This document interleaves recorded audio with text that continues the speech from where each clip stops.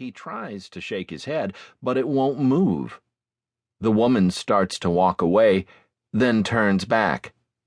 "Want me to call an ambulance?" Hearing Randy's faintly whispered, "Yeah," the elderly lady fishes a flip phone out of her collection of bottles and cans and dials 911.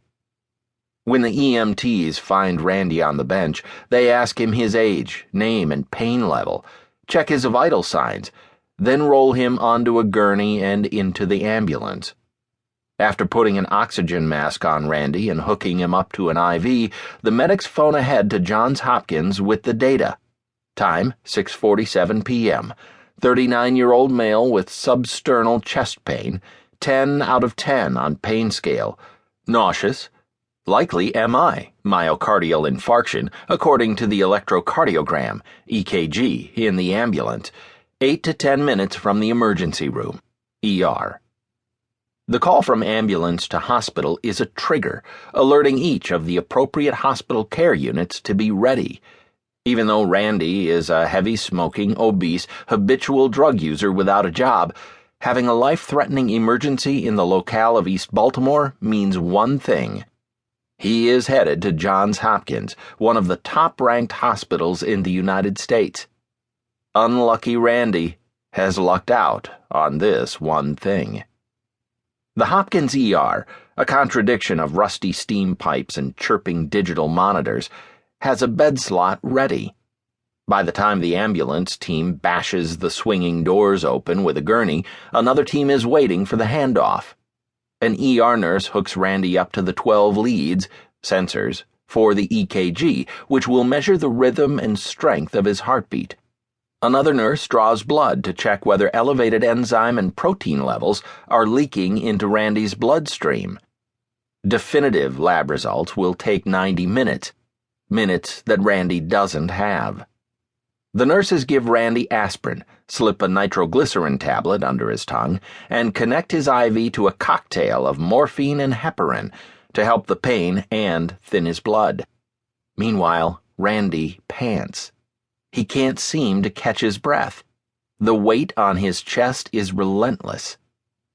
The attending emergency room doctor and his resident read the jagged lines on Randy's EKG, looking for STEMI, an elevation in the ST segment of the EKG that indicates MI. Although Randy's EKG is ambiguous, it is abnormal enough to kick off a series of rehearsed responses. The STEMI code is sent to the pagers carried by both the cardiac catheterization team and the cardiac intensive care unit doctors, and the EKG printout is faxed up to my team in the CICU on the 5th floor. My CICU fellow and I each see the EKG and draw the likely conclusion. This heart tissue may be dying. This is a significant moment for me. Perhaps, for the first time, I think I know what this is, and I know what to do. With no time to waste on extra conversation, he says, "Let's make sure," and nods toward the portable echocardiogram, the ultrasound machine. As I roll it into the elevator, I barely have time to register the significance of my personal moment of clarity. After navigating a service elevator and 3 hallways, we arrive at Randy's bedside to find his breathing even more labored. The pressure on his chest has increased from a box of bricks to a small elephant. Randy is in visible distress, and he is scared. "Doc, am I having a heart attack?" I look over at the CICU fellow, who is so intent on the echo images that he doesn't seem to hear Randy. For now, all I can do is give Randy safe, but impossible to follow, advice. Try to relax.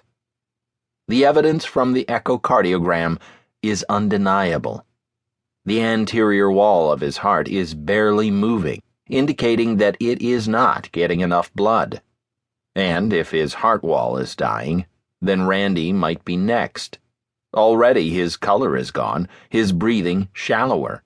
We have, at most, 2 minutes to make our assessment. It takes seconds. 1 look and 2 nods, and the CICU fellow gives the order.